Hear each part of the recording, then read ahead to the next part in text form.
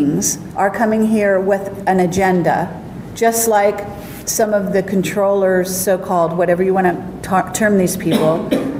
They are not alien, they are us, okay? Nonetheless, they have chosen to control, okay? And we have given them that ability to control. We're taking it back slowly but surely. That's what it's all about, is taking back the control of our own sovereignty and saying, no, enough. You won't make decisions for us. We are co-creators and we're going to do this together. But not to also allow more advanced races to take us over, to determine our path, et cetera, et cetera. So there are many levels to this exopolitical dimension view of how we're dealing with this future that we're fast approaching. Right? I think. Sorry. Yeah. Sorry. I was going to say that I'm thinking that we need to wrap this quite soon, because otherwise we won't have anything to talk about this weekend. And this is the start of a conversation rather than the finish of one. I was going to propose that Alfred, as the founder of the term exopolitics, might usefully be able to make a little final summation if such a thing is possible. And then we can continue this conversation elsewhere and elsewhere. Well, I will attempt one, but I will be very humble. I don't want to. And I think that what we have touched in this conversation really is a reflection of the multidimensionality, as you were saying, of the multiverse reality in which we live, and exopolitics as a social science, the science of relations between our human civilization and other intelligent, higher intelligent civilizations in the multiverse, can serve as an interface,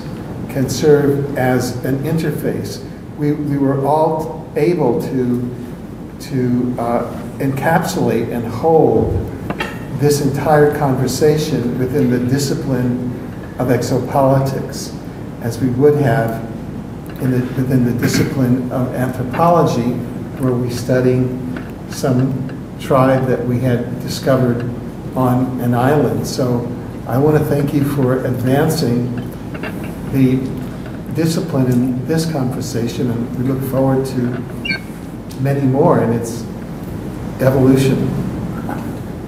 Steve? I'd like to, I don't want to, not wrap it, but rather, I want to put something on the record since we're on camera that I think is important. I should have done it sooner, forgive me. Namely this, that the umbrella of exopolitics allows us to engage a much broader, almost infinite array of issues, past, present, and future, without question. And that's where I want to be. But I think we must remember that all of us stand on the shoulders of a group of individuals who plowed through this issue starting in the 40s, from primarily a peer research kind of forensic approach, scientific, creating organizations and doing research and citing reports, what have you. And they had to do this during the heart of the truth embargo, when the government was absolutely opposed in every way to this going forward. It was brutal, it was difficult, and many of them haven't lived to see this kind of discussion. Mm-hmm. We just lost such a person recently, just a few days ago. Richard Hall, legendary researcher, died. Others are going to die. As it happens, and this is not surprising, it's happened before, as we've transitioned from the UFO research era to the exopolitical era, very serious tensions have developed between these old guard researchers and the exopolitical activists and what have you. They're not they're not foundless. There are reasons for them, and they need to be appreciated. And they're growing. I want it to be clear that I, for one, know that without them I couldn't be doing what I'm doing. And I have every intention, as this goes forward. I've been graced with the opportunity to do lots of media and get out there, okay, fine. But as this thing culminates and we move past disclosure, I have every intention to do everything I can to ensure that these researchers, these founding fathers and mothers of ufology are given the credit that they deserve, that they are able to participate in the post-disclosure world and not be shut out by a bunch of smart-ass scientists from Harvard that just got religion, and that they will be respected and honored. This is important, and I want to put that on the record. Thank you. Here, here. Wonderful, that's right. We're standing on the shoulders of giants here. A lot of very brave men.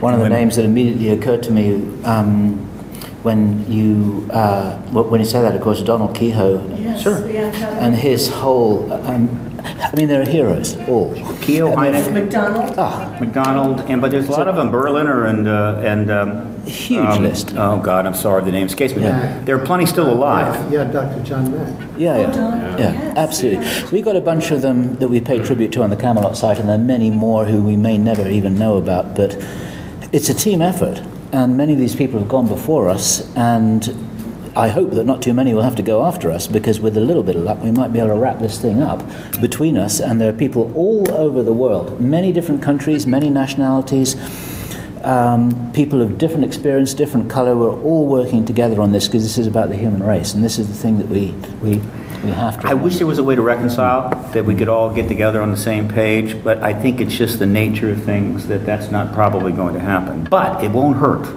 when we have the opportunity to acknowledge them as best we can. I think that will help us, and we'll see where things go. Any recognition to Gary McKinnon in this conference? Because there are not any issue about Gary McKinnon. I think that Gary McKinnon.